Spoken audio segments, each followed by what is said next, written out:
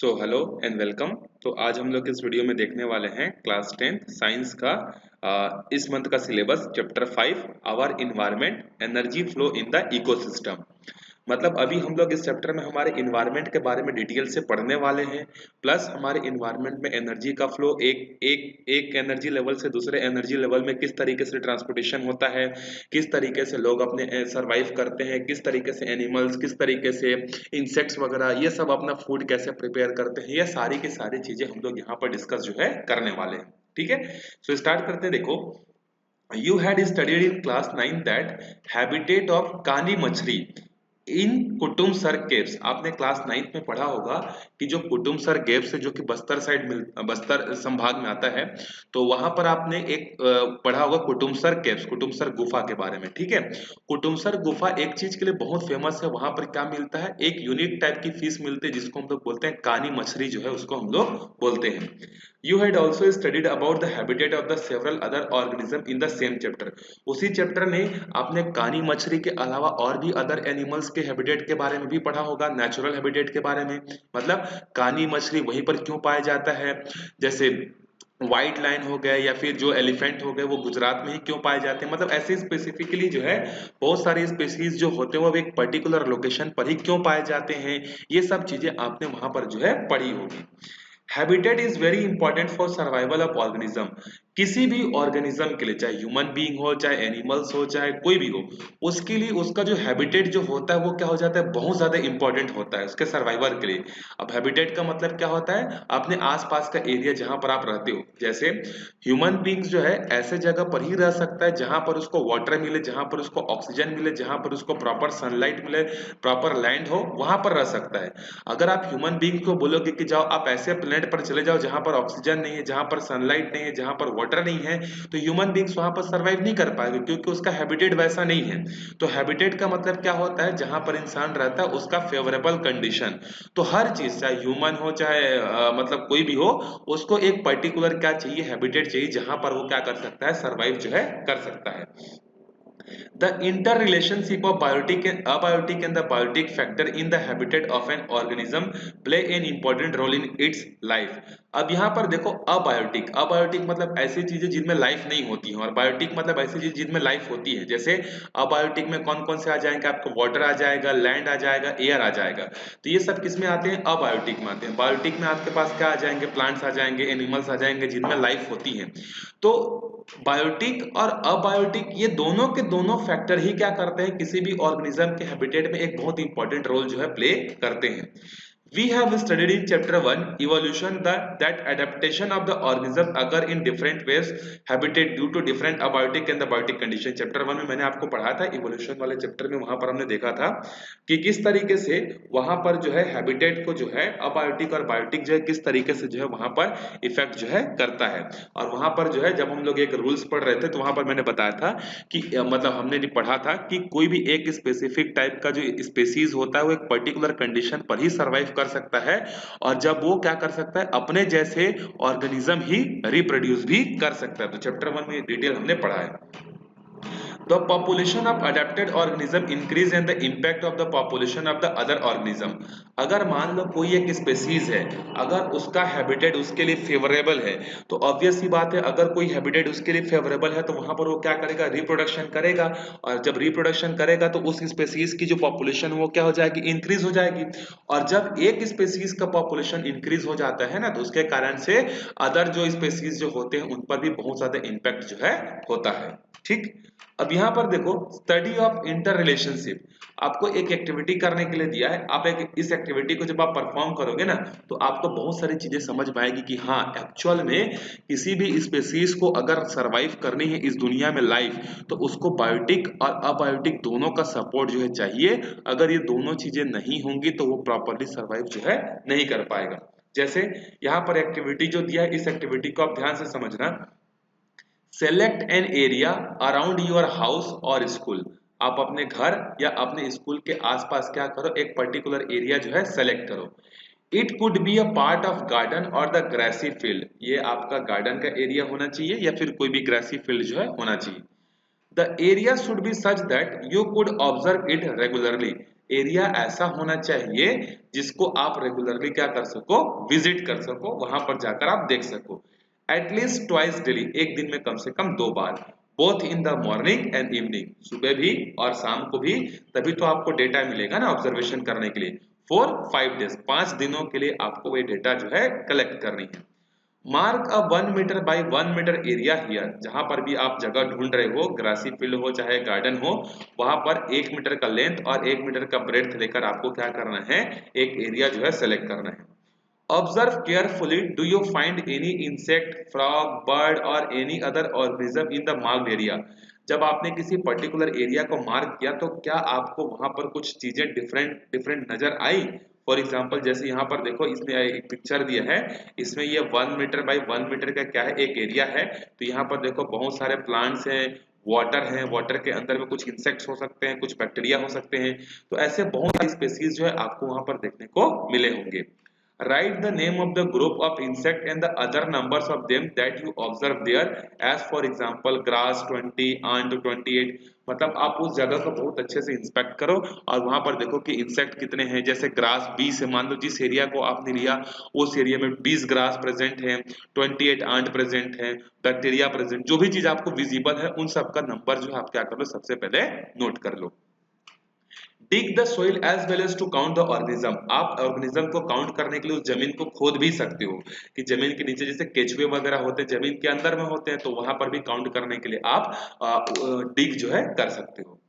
Try to keep count such that you count a particular organism once only, हाँ लेकिन count करते समय आपको ये ध्यान देना है कि एक ऑर्गेनिज्म को आपको एक ही बार काउंट करना है, 2 बार जो है नहीं करना है, ये प्रिकॉशन आपको रखना है।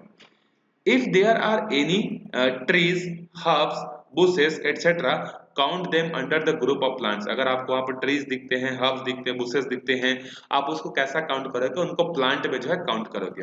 उसके बाद जब आप ये ऑब्जर्वेशन कर लोगे तो आपको इन क्वेश्चंस के आंसर जो है आपको देने, जैसे could you observe any food chain or food web in the marked area?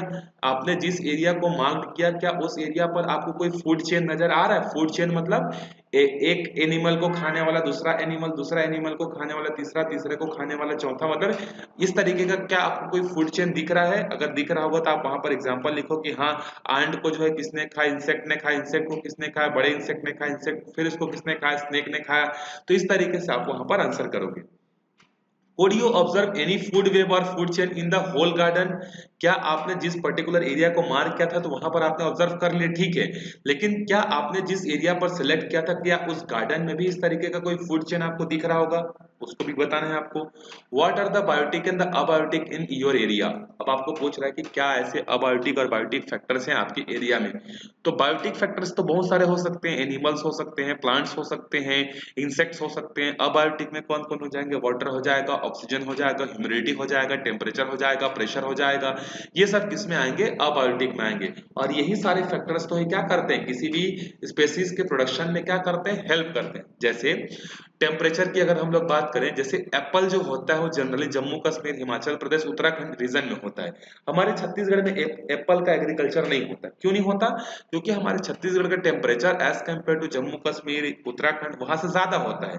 तो एप्पल के लिए कम टेम्परेचर चाहिए और प्लस कई बार स्नोफॉल भी जरूरत रहता है। स्नोफॉल भी मतलब ठंडे जगह के लिए चाहिए, तो ऐसा ठंडा जगह तो हमारे छत्तीसगढ़ है नहीं, तो इसीलिए हमारे छत्तीसगढ़ में एप्पल का प्रोडक्शन नहीं होता। उसी तरीके से राइस है, राइस के प्रोडक्शन के लिए हाई टेम्परेचर चाहिए होता है, चावल के प्रोडक्शन के लिए, तो चावल का प्रोडक्शन यहाँ होता है, जम्मू कश्मीर वाले एरिया में कम होता है।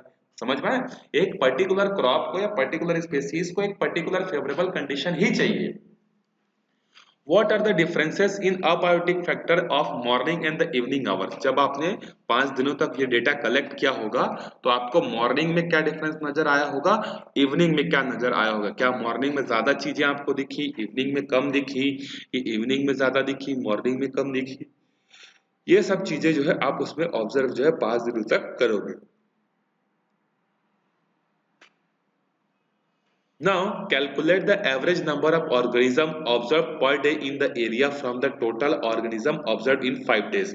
अब आपको आगे का काम यह करना है कि आपने 5 दिनों तक जो लगातार जो आपने जो है ऑब्जर्वेशन किया है उस 5 दिनों के लगातार ऑब्जर्वेशन में आपने कितनी ऑर्गेनिजम्स को देखा डेली, उसका एवरेज जो है आपको निकालनी। जैसे मान लो आपने 5 दिन में जो है मान लो 50 ऑर्गेनिज्म को आपने देखा 5 दिनों तक, तो एक दिन में ऑन एन एवरेज आपने कितना देखा, 10 जो है देखा।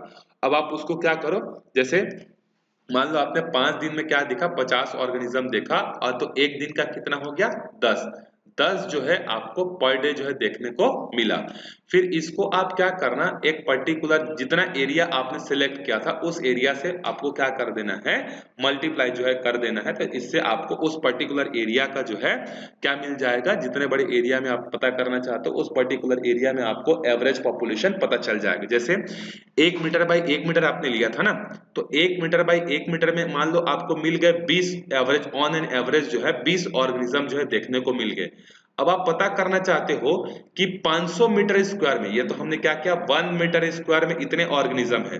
मान लो 50 मीटर स्क्वायर का हमारा फील्ड है, हम पता करना चाहते हैं कि 50 मीटर स्क्वायर फील्ड में कितने अप्रोक्सीमेटली ऑर्गेनिज्म हो सकते हैं। तो अब हमको पता चल चुका है कि 1 मीटर स्क्वायर में अप्रोक्सीमेटली 20 ऑर्गेनिज्म है। तो 50 मीटर स्क्वायर के लिए क्या करोगे, इसको मल्टीप्लाई कर दो, तो आप कितने भी बड़े एरिया के लिए आप क्या कर सकते हो, एवरेज नंबर ऑफ ऑर्गेनिज्म जो है फाइंड आउट जो है कर सकते हो। Do you think the organism in the area have enough resources for their survival? आपने जिस जगह पर ऑब्जर्वेशन किया, क्या आपको लगा कि वहां पर जितने भी स्पेसीज प्रेजेंट है, जितने भी ऑर्गेनिज्म प्रेजेंट हैं, क्या सबके लिए सफिशिएंट अमाउंट में फूड प्रेजेंट है वहां पर सर्वाइवल के लिए, हाँ कि ना? All organisms in an area depend on each other and their environment for the some basic need like food, reproduction and the shelter। और जितने भी ऑर्गेनिज्म जो होते हैं वो अपने इन्वायरमेंट पर ही डिपेंड करते हैं, चाहे फूड के लिए हो, चाहे रिप्रोडक्शन के लिए हो, चाहे शेल्टर के लिए हो, वो एक पर्टिकुलर जगह पर ही क्या कर सकते हैं, सर्वाइव जो है कर सकते हैं।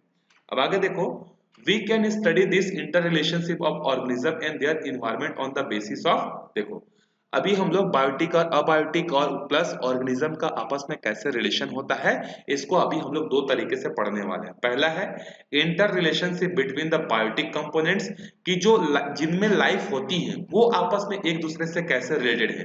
दूसरा चीज हम लोग देखेंगे जिनमें लाइफ होती है और जिनमें लाइफ नहीं होती है, इन दोनों में आपस में कैसा रिलेशन है, यहाँ पर हम लोग देखने वाले हैं। जैसे कि ह्यूमन बींग्स को सॉइल चाहिए, एयर चाहिए, वाटर चाहिए, वेदर चाहिए, क्लाइमेट कंडीशन चाहिए, तो ह्यूमन बींग्स में लाइफ है और ये अबायोटिक है।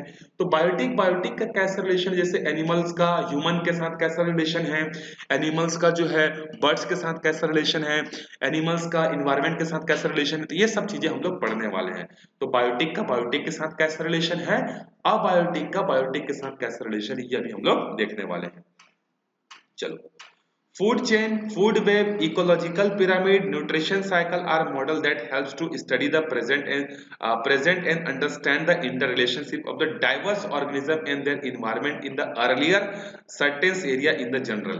यहाँ पर हमारे पास फूड चेन हो गया, फूड वेब हो गया, इकोलॉजिकल पिरामिड हो गया, न्यूट्रिशन साइकिल हो गया, ये सब हमको हेल्प करते हैं किसको समझने के लिए, हमारे इन्वायरमेंट में जितनी डाइवर्सिटी है उन सबको समझने में जो है ये क्या करता है, हमको हेल्प जो है करता है। ठीक, उसके बाद देखो, we often use waste like that used in activity 1 to collect the data regarding the different parameters in the environment that we studies as in ecosystem. बहुत सारे डेटा हम लोग लेते हैं, बहुत सारे एक्टिविटी 1 से बहुत सारे और भी डेटा लेंगे हम लोग, और वहां पर मेजरमेंट करेंगे कि मॉर्निंग में जब टेम्परेचर कम था तो वहां पर ऑर्गेनिज्म कितने थे, शाम को जब टेम्परेचर ज्यादा हो गया तो कितने ऑर्गेनिज्म थे, ऐसे करके डिटेल में बहुत सारी स्टडी जो है वहां पर की जाती है। अब हम लोग समझते हैं इकोसिस्टम का मतलब क्या होता है, ठीक है, और इसको सबसे पहले किसने जो है यूज किया था। A self coordinated system developed in an environment which we call us ecosystem. Simple word में अगर हम लोग बात करें तो एक ऐसा अपने आप में बना हुआ कोऑर्डिनेटेड सिस्टम जो कि इन्वायरमेंट ने बनाया है, उसी को हम लोग क्या बोलते हैं, इकोसिस्टम। मतलब प्रकृति द्वारा बनाया गया एक ऐसा रूल जो अपने आप बना है, उसको हम लोग क्या बोलते हैं, इकोसिस्टम जो है बोलते हैं। Due to the interrelationship of environment components, the word ecosystem was first used in the year 1935 by the environmentalist named A.G. Tansley. ये आपको याद रखना, टेंसले, एक्चुअली इसका नाम टेंसले है। आपको एक नंबर का क्वेश्चन पूछ सकता है कि सबसे पहले कौन से साइंटिस्ट ने जो है इकोलॉजिकल सिस्टम को या इकोसिस्टम वर्ड को जो है सबसे पहले यूज किया था। तो याद रखना है एजी टेंसले ने जो है सबसे पहले जो है इसको यूज किया था 1935 में जो है किया था। According to him the interrelationship of biotic and the abiotic component in an environment forms a system of continuous exchange of nutrition, energy, etc. और इन्होंने बताया था कि एक इकोसिस्टम में जितने भी ऑर्गेनिज्म जो होते हैं, चाहे बायोटिक हो चाहे अबायोटिक हो, वो सबके सब एक दूसरे को क्या करते हैं, न्यूट्रिशन, एनर्जी वगैरह जो है क्या करते हैं, ट्रांसफर जो है करते हैं। जैसे सनलाइट एक अबायोटिक है, उसको कौन लेता है, प्लांट लेता है। प्लांट्स कैसा है, बायोटिक है। तो उसने अबायोटिक को यूज करके बायोटिक वाले ने क्या किया, अपना फूड प्रिपेयर किया। तो यहाँ पर इंटर रिलेशनशिप है कि नहीं है, बिल्कुल है। By collecting, comparing and analyzing the data collection of the different parameters in the environment, we can predict that the find out the effect of certain specific parameter on the environment. अब हम लोग इन सब चीजों का study करके हम लोग ये बता सकते हैं कि टेम्परेचर जहां पर ज्यादा होगा वहां पर ये स्पेसीज ज्यादा मिलेंगे, जहां पर टेम्परेचर कम होगा वहां पर ये स्पेसीज कम मिलेंगे। ये सब स्टडी जो है हम लोग क्या करते हैं, डिटेल में जो है हम लोग करते हैं, इंटर रिलेशनशिप में जो है करते हैं। It is not by any means essential for condition to remain same in the particular ecosystem. अब ऐसा नहीं कि एक इकोसिस्टम जो स्टार्टिंग में बना वो हमेशा वैसे ही चलते रहेगा, उसमें बहुत सारे चेंजेस जो है आते रहते हैं। Conditions in an ecosystem undergo continuously change due to diverse natural phenomena. बहुत सारे आंधी, तूफान, बरसात, बहुत सारी चीजों के कारण से क्या होता है, इकोसिस्टम जो है डैमेज जो है होते रहता है, चेंज होते रहता है। प्लस ह्यूमन के इंटरवेंशन के कारण भी क्या होता है, कई बार जो है हमारा जो फूड चेन होता है, कोई भी चीज जो होती है वो क्या होती है, चेंज जो है हो जाती है। We can study the ecosystem of diverse area of the environment like tree का, garden का, farms का, forest का, ये सब का जो है हम लोग यहाँ पर स्टडी कर सकते हैं। कानी मछली और पुटुमसर के would be an ecosystem study if we make an attempt to study the interrelationship of the biotic and the abiotic factors of the habitat. जैसे इकोसिस्टम किसको बोलेंगे, अगर हम लोग कानी मछली के बारे में डिटेल से स्टडी करना चाहते हैं तो कानी मछली जहां पर है वहां का बायोटिक कंडीशन कैसा है, वहां का अबायोटिक कंडीशन कैसा है, वो कानी मछली को फूड कहाँ से मिलता है, शेल्टर कहाँ से मिलता है, ऑक्सीजन कहाँ से मिलता है, ये सब चीजें जब हम लोग पढ़ेंगे ना कानी मछली के बारे में, तो वो क्या कहलाएगा, कानी मछली का एक इकोसिस्टम जो है कहलाएगा। तो जिस भी चीज के बारे में आप डिटेल से पढ़ते हो वो क्या कहलाता है, उसका इकोसिस्टम जो है कहलाता है। An example of a large ecosystem would be an ocean. सबसे बड़ा एक इकोसिस्टम की अगर हम लोग बात करें तो ओशन हो सकता है, और सबसे छोटे की जब बात करें तो क्या हो सकता है, सेल हो सकता है। अब सेल क्यों हुआ, क्योंकि सेल में भी बहुत सारे माइक्रो ऑर्गेनिज्म प्रेजेंट होते हैं, जैसे बैक्टीरिया हो गया, वायरस हो गया, फंगी हो गया, ये सब जो है क्या होते हैं, उनमें जो है प्रेजेंट जो है होते हैं। ठीक है, आई होप आपको यहाँ तक की चीजें समझ में आ गई होंगी। अब अगले वीडियो में हम लोग यहाँ से देखेंगे ecosystem of a rice farm. किसान जब खेती करता है तो उसके खेत में बहुत सारे इकोसिस्टम ऑटोमेटिक चलते रहते हैं और किस तरीके से वो वर्क करते हैं, ये सब चीजें हम लोग देखेंगे। तो मिलते हैं अगले वीडियो में, तब तक अच्छे से प्रैक्टिस करते रहो, लोगों को ज्यादा से ज्यादा शेयर करो। Bye bye.